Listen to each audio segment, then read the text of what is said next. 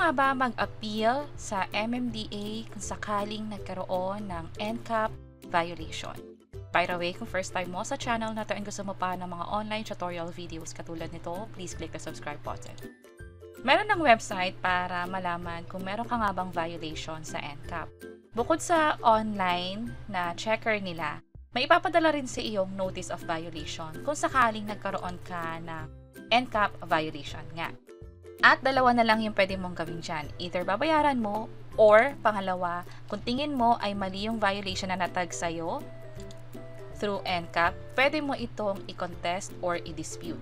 Unang-una, pwede mo na natin i-double check. Halimbawa, dito yung plate number or yung conduction sticker and then yung sinasabing MV file number. Check natin.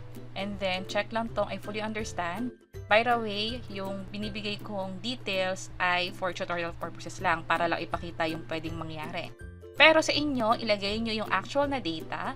Dapat tama kasi kung mali ilalagay nyo yung information like yung license number, yung MB file number, no record found talaga yung makikita ninyo. Katulad na lang nito. Pero just in case na may nakita nga kayong violation at tingin nyo hindi dapat kayo nagkaroon ng ganong tagging or ganong violation nga, pwede naman kayong mag-dispute or mag-contest kung hindi nga kayo agree dun sa violation ninyo. Pero may deadline lamang iyan. Simula nung na-receive nyo yung notice of violation na siyang ipapadala nga sa address ninyo, meron lang kayong 10 working days para mag-file ng dispute or i-contest ito.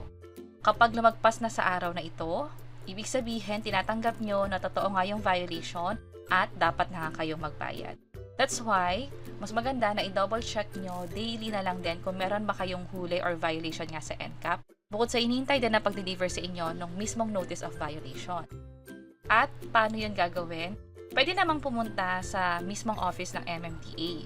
Or kung may question tungkol sa violation, ito yung phone number na pwedeng tawagan, 8898-4200 local 4004. Or pwedeng mag-email sa ncap2@mmda.gov.ph. Kung sakaling wala kayo na-receive na feedback dito or wala kayo na-reach out, pwede mismo sa contact us nila. Ito yung hotline, 8898-4200 local 1084. Iba pa ito sa kanina. At meron pang hiwalay na email address dito. This time, dalawa na yung binigay nila, noncontact@mmda.gov.ph or ncap2@mmda.gov.ph. At again, meron lang 10 working days para gawin ito. By the way, kung sakaling pwede na rin magbayad, pwedeng personally or pwede rin naman online. At meron ding deadline dyan na 10 working days para bayaran yung penalties dun sa violation simula nung natanggap nyo yung notice. Para naman sa pagbayad, may mga online option katulad ng Land Bank Link Biz Portal, sa Maya, sa Bayad App, GrabPay, or GCash. Dito sa Land Bank Link Biz Portal, yung website niya is lbpeservices.com.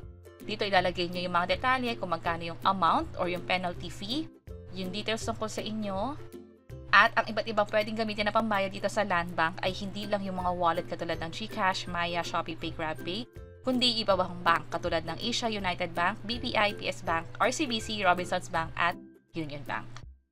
Kung sakaling kailangan nyo ng step-by-step guide para sa actual payment, meron kami ginawa through GCash, through Maya, and also Land Bank. Pwede nyo lang i-check yung page or channel namin. Sana makatulong and see you sa mga next videos.